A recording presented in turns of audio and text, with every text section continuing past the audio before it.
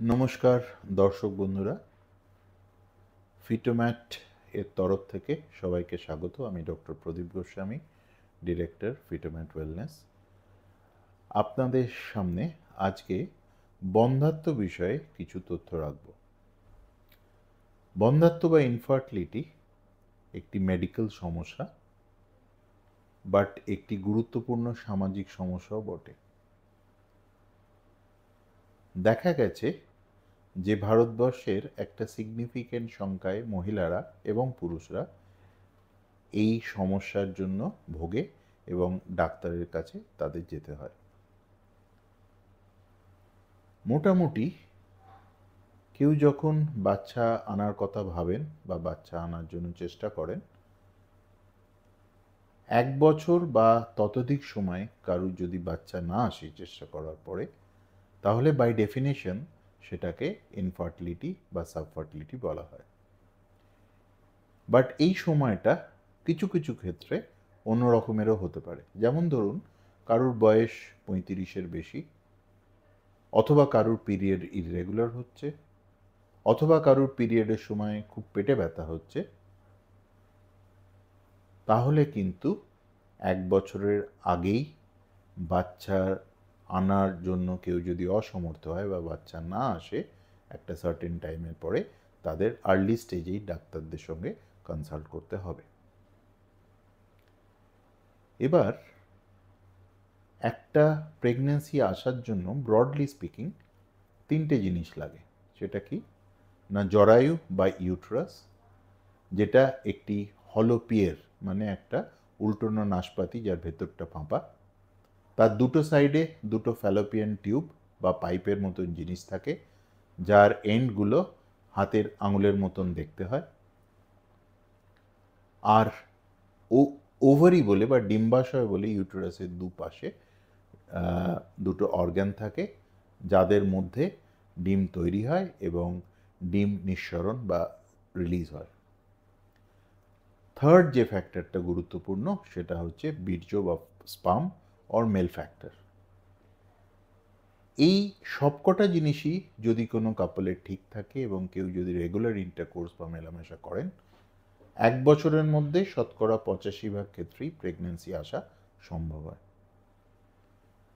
যখন আপনারা ডাক্তারের কাছে যান, বন্ধ্যাত্ব বিশেষজ্ঞদের কাছে যান, তখন কিন্তু এই কটা জিনিসই মানে জরায়ু, তার গহ্বর, তার ফ্যালোপিয়ান টিউব, ডিম্বাশয় বা ওভারি এবং স্পার্ম বা বীর্য, এইগুলো ডাক্তারবাবুরা টেস্টের সাহায্যে দেখে নেন, কিছু আল্ট্রাসাউন্ড, কিছু ব্লাড টেস্টের মাধ্যমে। সুতরাং এখন অবধি আমরা যে আলোচনাগুলো করেছি তাতে করে আমরা দেখলাম যে জরায়ু বাচ্চা আসার জন্য একটা অত্যন্ত গুরুত্বপূর্ণ অংশ, apart from Fallopian tube, egg এবং স্পার্ম বা সিমেন। এবার কখনো কখনো জরায়ুর যে গর্ত বা ক্যাভিটি, সেটার মধ্যেও সমস্যা থাকে। এই সমস্যাটা প্রাথমিকভাবে কনজেনিটাল বা জন্মগত হয়। জরায়ু আমাদের এমব্রায়োলজিক্যালি যে অংশটা থেকে ডেভেলপ করে, সেই অংশটার কখনো কখনো ফরমেশনের সময় ডিফর্মিটি হয়, যেগুলোকে আমরা মুলেরিয়ান অ্যাবনর্মালিটি বলে থাকি। সেখানে কি হয়, জরায়ু আমরা যেটা মনে করি একটা উল্টোনো নাশপাতির মতন, যার ভেতরটা হচ্ছে ফাঁপা। এই ফাঁপা শেপটা বিভিন্ন কারণে অল্টার্ড হয়ে যেতে পারে। এটা স্মুথ না হতে পারে, এটা সাবসেপ্টেড হতে পারে, মানে জরায়ুর গর্তের মধ্যে একটি ভ্যারিয়েবল ডিস্টেন্সে পর্দা থাকতে পারে, যেটাকে সেপ্টেড, সাবসেপ্টেড ইত্যাদি বিভিন্ন রকমভাবে ক্লাসিফাই করা হয়। ইউনিকর্নওয়েট, যেমন ধরুন জরায়ুর যে অংশটা তার অর্ধেক অংশটাই ডেভেলপ করেছে। বাইকর্নওয়েট মানে জরায়ুটা অলমোস্ট দুভাগে ভাগ। সো এই যে কন্ডিশনসগুলো, এগুলো কিন্তু জন্মগত প্রবলেম। সুতরাং ইনফার্টিলিটি বা বন্ধ্যাত্বের ইনভেস্টিগেশনে যদি এরকম কোনো কন্ডিশন পাওয়া যায় যেখানে জরায়ুর গর্তের সমস্যা রয়েছে, বা ধরুন ইউটেরাসের মধ্যে কোনো অপারেশন হয়েছে, সেটা সেকেন্ডারি, সেটা জন্মগত নয়, ইউটেরাসের মধ্যে সাইনেকি বা অ্যাডিশন ডেভেলপ করে, সেটাও কিন্তু ডায়াগনোসিস করা সম্ভব। সুতরাং জরায়ুর গহ্বরের যদি কোনো সমস্যা থাকে, তাহলে কিন্তু ট্রিটমেন্টটা ইউজুয়ালি সার্জিক্যাল হয়। এবং এই সার্জারিটা বেশিরভাগ ক্ষেত্রেই ক্যামেরার সাহায্যে এন্ডোস্কোপিক পদ্ধতিতে করা হয়, যেটাকে আমরা হিস্টেরোস্কোপি বলি। অবভিয়াসলি বেশিরভাগ ক্ষেত্রেই এটা পেট না কেটে করা যায়। ল্যাপ্রোস্কোপিক অনেক সময় হেল্প লাগে, সো ল্যাপ্রোস্কোপিক গাইডেন্সে পেটের মধ্যে 2 বা 3টে ছোটো ছোটো হোল করে ক্যামেরা ঢোকানো হয়, যাতে করে ইউটেরাসের বাইরেটাও দেখতে পাওয়া যায়। At the same time hysteroscopy মানে ভেজাইনা দিয়ে সার্ভিক্সের মধ্যে দিয়ে একটা অতি সূক্ষ্ম পেনের মতন ক্যামেরা ঢুকিয়ে জরায়ুর ভেতরটা পরীক্ষা করা হয়। আর যে কন্ডিশনটা আলট্রাসাউন্ডে সাসপেক্ট করা হয়েছে যে ক্যাভিটি প্রবলেম, সেটাকে কনফার্ম করার পরে এই হিস্টেরোস্কোপি সাহায্যেই জরায়ুর যে অ্যাবনর্মালিটি আছে সেটা কারেকশন করা যেতে পারে বেশিরভাগ ক্ষেত্রেই। যেমন ধরুন কোনো সেপ্টাম থাকে, সেটা রিসেকশন করা যেতে পারে।